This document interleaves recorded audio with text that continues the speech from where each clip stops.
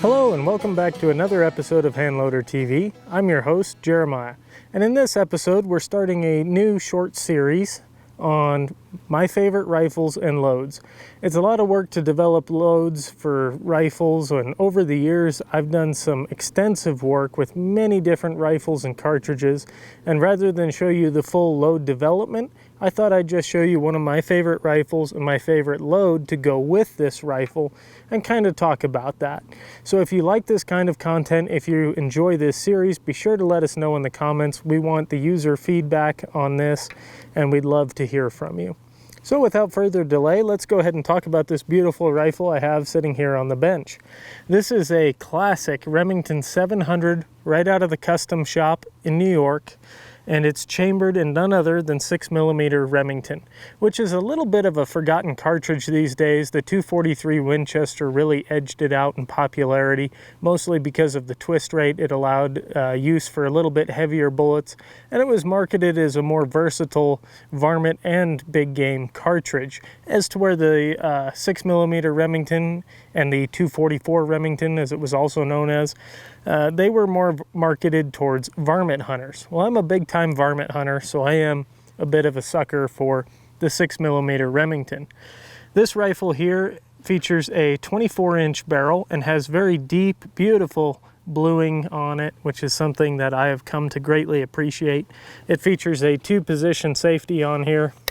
Back is safe, forward is fire, and then the bolt is super smooth through that raceway. Yeah, that feels just as slick as many custom actions that I have. And the trigger is adjusted to break at a clean and crisp 2¼ pounds, give or take a little bit. We have checkering fore and aft here, and then we also have sling studs fore and aft. And if we go ahead and flip around this rifle, you can get a look at the other side of the stock here and kind of get a feel for it. It does have a nice little raised cheek piece here on the stock, beautiful laminated wood stock with a ebony fore end and an ebony grip cap there as well. So very nice, very beautiful rifle, and I've definitely come to appreciate this guy. And we have a classic Bosch & Lohm. This is a 6-24x40 optic on this guy, and it performs very well. It's been very accurate, very reliable. And it just really speaks to the classic overall look and feel of this rifle. Back in the day, this was definitely peak technology, something that you would see in the hands of a very dedicated varminter, and it's still in the hands of a very dedicated varminter, but I definitely have come to appreciate it and appreciate what those guys did back in that day. So let's go ahead and jump on over to my load now, and we'll talk about that a little bit.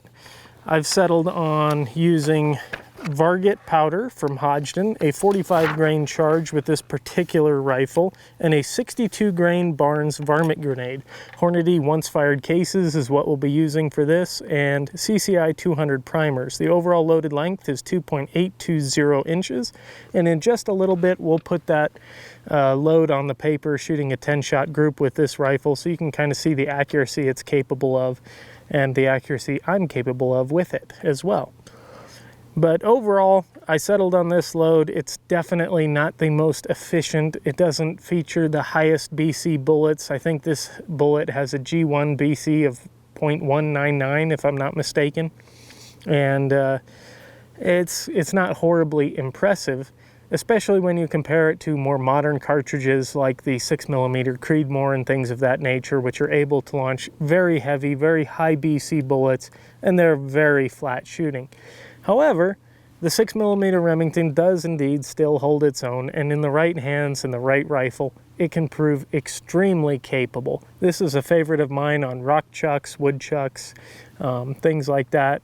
Excellent coyote rifle. It is light enough to still carry in the field in spite of its heavy contour barrel. Shooting off sticks or a tripod, that's no problem there.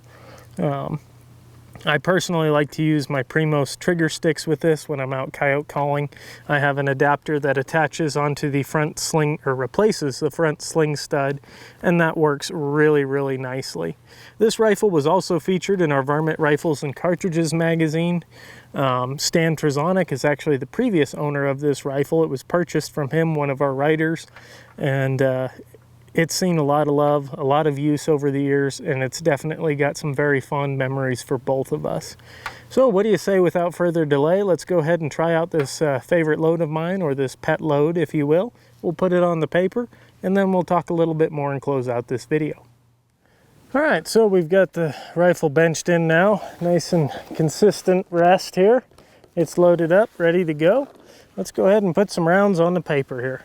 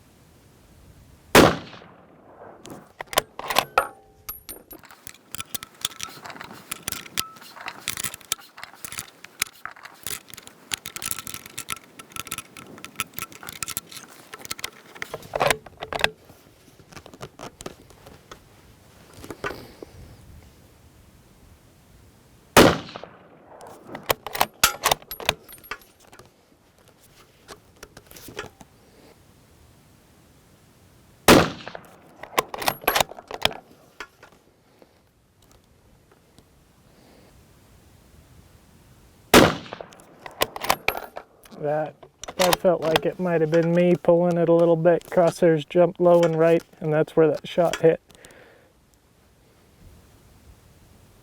Well,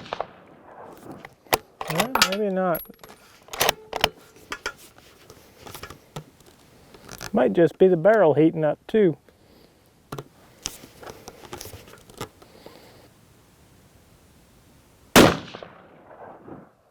Yeah, right in there with the other one.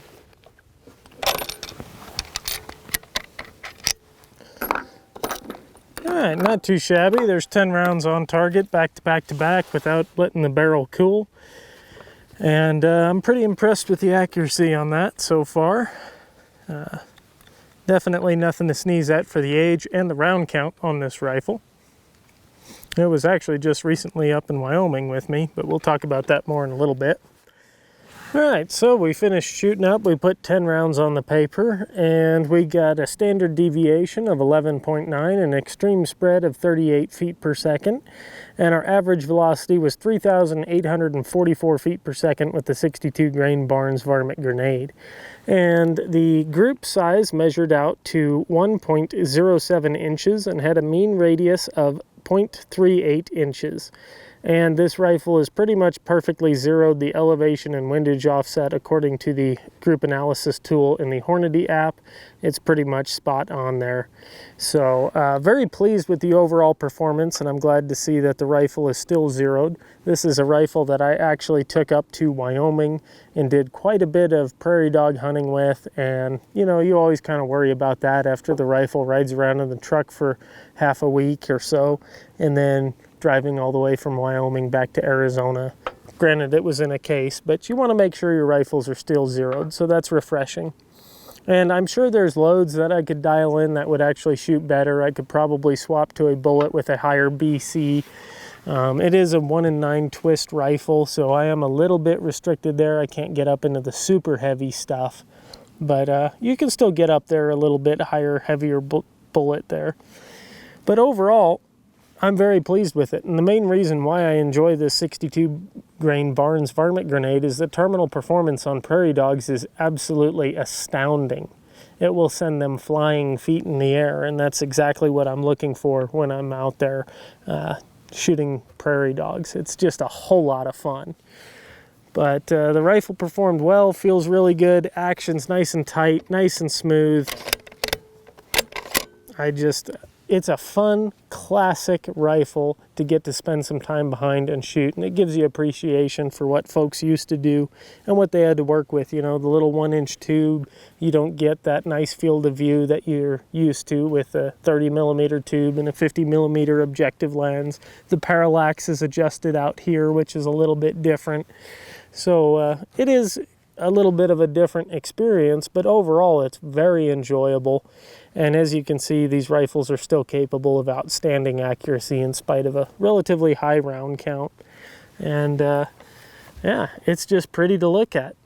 And that's why this is one of my favorite rifles and my favorite loads. So we hope you enjoyed this video. We want to thank you very much for watching. We do greatly appreciate it. And if you like these shorter, less loads, less information, and just more shooting and more fun type of videos, please let us know in the comments section below. And if you liked what you saw, be sure to give us a thumbs up, and don't forget to hit that subscribe button and the bell icon so you're notified when we post our next video. We've got a lot of exciting content in the works. I've got a couple more varmint rifles that I want to talk about in this series, as well as some larger caliber stuff as well. So thank you so much for watching, and we will catch you guys in the next episode.